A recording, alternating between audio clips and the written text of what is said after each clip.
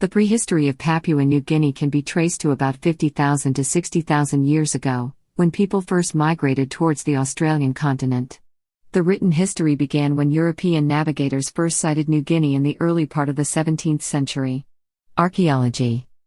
Archaeological evidence indicates that humans arrived on New Guinea perhaps 60,000 years ago, although this is under debate. They came probably by sea from Southeast Asia during an Ice Age period when the sea was lower and distances between islands shorter. Although the first arrivals were hunters and gatherers, early evidence shows that people managed the forest environment to provide food. There also are indications of Neolithic gardening having been practiced at Cook at the same time that agriculture was developing in Mesopotamia and Egypt. Today's staples, sweet potatoes and pigs, were later arrivals, but shellfish and fish have long been mainstays of coastal dwellers' diets. Recent archaeological research suggests that 50,000 years ago people may have occupied sites in the highlands at altitudes of up to 2,000 meters, rather than being restricted to warmer coastal areas. European contact. When Europeans first arrived, inhabitants of New Guinea and nearby islands, whose technologies included bone, wood, and stone tools, had a productive agricultural system. They traded along the coast and in the interior. The first known Europeans to sight New Guinea were probably the Portuguese and Spanish navigators sailing in the South Pacific in the early part of the 16th century. In 1526 to 1527, the Portuguese explorer Jorge de Menezes accidentally came upon the principal island and is credited with naming it Papua, after a Malay word for the frizzled quality of Melanesian people's hair. The Spaniard Inigo Ortiz de Retez applied the term New Guinea to the island in 1545 because of a perceived resemblance between the island's inhabitants and those found on the African Guinea coast. Although European navigators visited the islands and explored their coastlines thereafter, European researchers knew little of the inhabitants until the 1870s, when Russian anthropologist Nikolai Mikhailovich made a number of expeditions to New Guinea, spending several years living among native tribes, and described their way of life in a comprehensive treatise. Territory of Papua. In 1883, the colony of Queensland tried to annex the southern half of eastern New Guinea, but the British government did not approve. However, when Germany began settlements in the north of British Protectorate was proclaimed in 1884 over the southern coast of New Guinea and its adjacent islands. The Protectorate, called British New Guinea, was annexed outright on September 4, 1888. The possession was placed under the authority of the Commonwealth of Australia in 1902. Following the passage of the Papua Act in 1905, British New Guinea became the territory of Papua, and formal Australian administration began in 1906, although Papua remained under their control as a British possession until the independence of Papua New Guinea in 1975. There was little economic activity in Papua.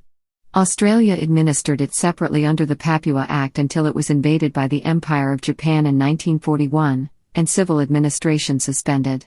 During the Pacific War, Papua was governed by an Australian military administration from Port Moresby, where General Douglas MacArthur occasionally made his headquarters. German New Guinea. With Europe's growing desire for coconut oil, Godefroy's of Hamburg, the largest trading firm in the Pacific, began trading for copper and in the New Guinea Islands.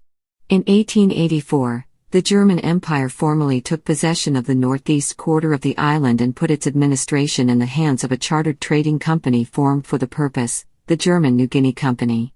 In the charter granted to this company by the German imperial government in May 1885, it was given the power to exercise sovereign rights over the territory and other unoccupied lands in the name of the government, and the ability to negotiate directly with the native inhabitants. Relationships with foreign powers were retained as the preserve of the German government. The New Guinea Company paid for the local governmental institutions directly, in return for the concessions which had been awarded to it. In 1899, the German imperial government assumed direct control of the territory, thereafter known as German New Guinea. New Guinea was basically a business venture. Thousands of local workers were hired as cheap labor on cocoa and copper plantations. In 1899, the German government took control of the colony from the New Guinea Company of Berlin.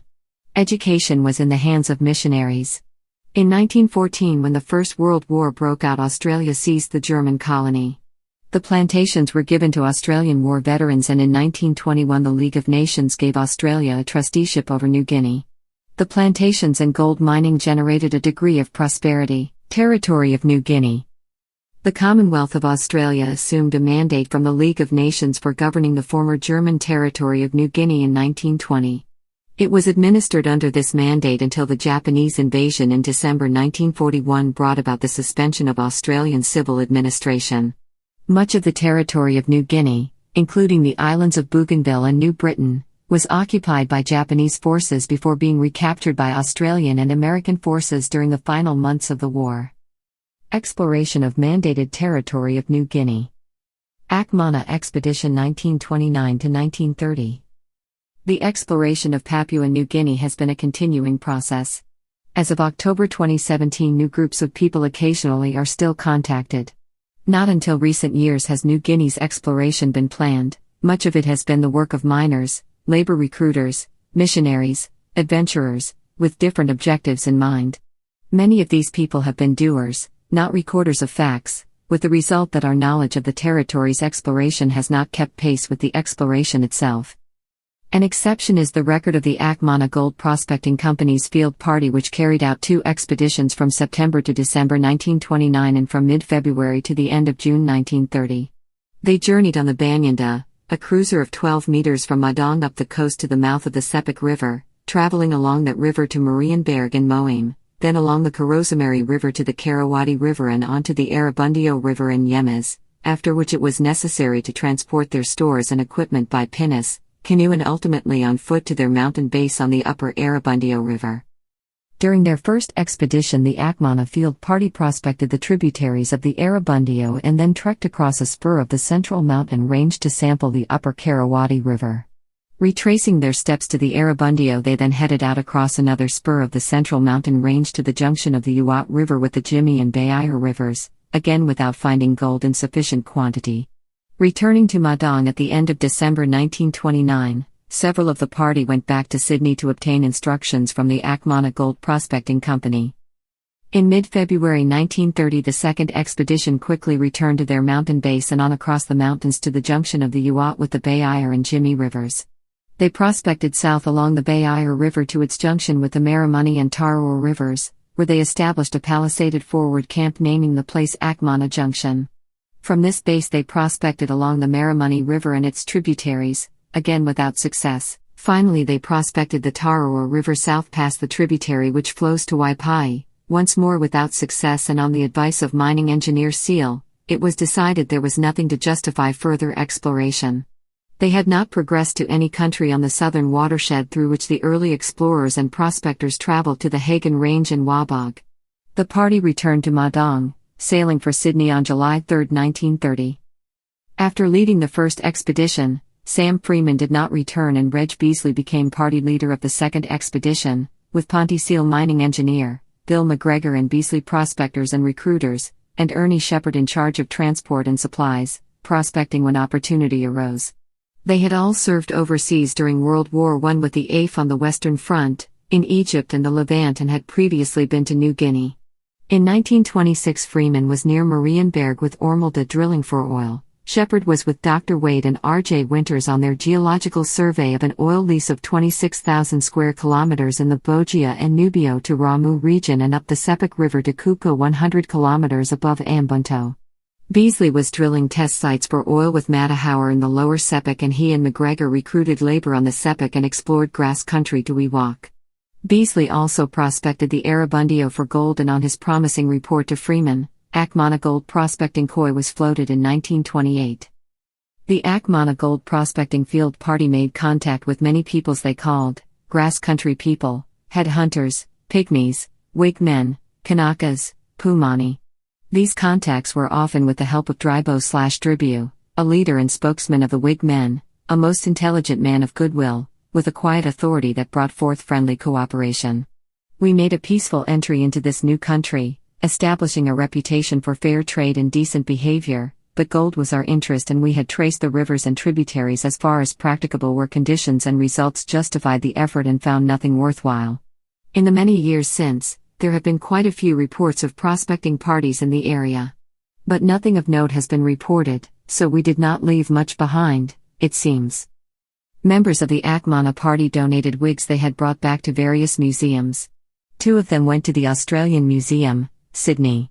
Current records at the Australian Museum show that Beasley's wig, described as a cap composed of human hair from the headwaters of the Uat River, Central Mountains, mandated territory of NG, was lodged on January 31, 1930, presumably on his quick visit to Sydney after the first expedition. Shepherd presented another wig to Father Kirschbaum, who wanted to send it to Germany. The wigs at the Australian Museum were later confused with some brought out of the Highlands 10 years afterwards by Jim Taylor during his Hagen Sepik patrol, and wrongly attributed to him when put on display. Seal presented 2 wigs to the National Museum Canberra in 1930. World War II. Shortly after the start of the Pacific War, the island of New Guinea was invaded by the Japanese. Most of West Papua, at that time known as Dutch New Guinea, was occupied, as were large parts of the territory of New Guinea, but Papua was protected to a large extent by its southern location and the near-impassable Owen Stanley Ranges to the north. The New Guinea campaign opened with the battles for New Britain and New Ireland in the territory of New Guinea in 1942. Rabaul, the capital of the territory, was overwhelmed on 22 to 23 January and was established as a major Japanese base from whence they landed on mainland New Guinea and advanced towards Port Moresby in Australia. Having had their initial effort to capture Port Moresby by a seaborne invasion disrupted by the U.S. Navy in the Battle of the Coral Sea, the Japanese attempted a landward invasion from the north via the Kokoda Trail. From July 1942, a few Australian Reserve battalions, many of them very young and untrained, fought a stubborn rearguard action against a Japanese advance along the Kokoda Track, towards Port Moresby, over the rugged Owen Stanley Ranges. Local Papuans, called Fuzzy Wuzzy Angels by the Australians, assisted and escorted injured Australian troops down the Kokoda Trail. The militia, worn out and severely depleted by casualties, were relieved in late August by regular troops from the 2nd Australian Imperial Force, returning from action in the Mediterranean theatre. The Japanese were driven back. The bitter Battle of Bunagona followed, in which Australian and United States forces attacked the main Japanese beachheads in New Guinea, at Buna, Sanananda, and Gona. Facing tropical disease, difficult terrain and well-constructed Japanese defenses, the Allies only secured victory with heavy casualties. In early September 1942, Japanese Marines attacked a strategic Royal Australian Air Force base at Milne Bay, near the eastern tip of Papua. They were beaten back by the Australian Army, and the Battle of Milne Bay is remembered as the first outright defeat on Japanese land forces during World War II. The offensives in Papua and New Guinea of 1943-44 were the single largest series of connected operations ever mounted by the Australian Armed Forces. The Supreme Commander of Operations was the United States General Douglas MacArthur, with Australian General Thomas Blamey taking a direct role in planning and operations, being essentially directed by staff at New Guinea Force Headquarters in Port Moresby. Bitter fighting continued in New Guinea between the largely Australian force and the Japanese 18th Army based in New Guinea until the Japanese surrender in 1945. The New Guinea campaign was a major campaign of the Pacific War. In all, some 200,000 Japanese soldiers, sailors and airmen died during the campaign against approximately 7,000 Australian and 7,000 American service personnel. The territory of Papua and New Guinea. Following the surrender of the Japanese in 1945, civil administration of Papua as well as New Guinea was restored, and under the Papua New Guinea Provisional Administration Act, Papua and New Guinea were combined in an administrative union. The Papua and New Guinea Act 1949 formally approved the placing of New Guinea under the international trusteeship system and confirmed the administrative union under the title of the Territory of Papua and New Guinea. The act provided for a legislative council, a judicial organization, a public service, and a system of local government, with Sir Donald Cleland as administrator. Cleland remained in the position till his retirement in 1967, then remaining in Port Moresby until his death in 1975. The House of Assembly of Papua and New Guinea replaced the Legislative Council in 1963, and after elections on 15 February, opened on June 8, 1964. In 1972, the name of the territory was changed to Papua New Guinea. Australia's change of policy towards Papua New Guinea largely commenced with the invitation from the Australian government to the World Bank to send a mission to the territory to advise on measures to be taken towards its economic development and political preparation. The mission's report, The Economic Development of the Territory of Papua New Guinea, published in 1964, set out the framework upon which much of later economic policy, up to and beyond independence, proceeded. Independence. Elections in 1972 resulted in the formation of a ministry headed by Chief Minister Michael Samare, who pledged to lead the country to self-government and then to independence. Papua New Guinea became self-governing on December 1, 1973 and achieved independence on September 16, 1975. The country joined the United Nations on October 10, 1975 by way of Security Council Resolution 375 and General Assembly Resolution 3368. The 1977 national elections confirmed Michael Samare as Prime Minister at the head of a coalition led by the Pang Party. However, his government lost a vote of confidence in 1980 and was replaced by a new cabinet headed by Sir Julius Chan as Prime Minister. The 1982 elections increased Pang's plurality, and Parliament again chose Samare as Prime Minister. In November 1985, the Samare government lost another vote of no confidence, and the parliamentary majority elected Pizwingti, at the head of a five-party coalition, as Prime Minister. A coalition, headed by Wingti, was victorious in very close elections in July 1987. In July 1988, a no-confidence vote toppled Wingti and brought to power Robbie Namalu, who a few weeks earlier had replaced Samare as leader of the Pang Party. Such reversals of fortune and a revolving door succession of prime ministers continue to characterize Papua New Guinea's national politics. A plethora of political parties, coalition governments, shifting party loyalties and motions of no confidence in the leadership all lend an air of instability to political proceedings. Under legislation intended to enhance stability, new governments remain immune from no confidence votes for the first 18 months of their incumbency. A 9-year secessionist revolt on the island of Bougainville claimed some 20,000 lives.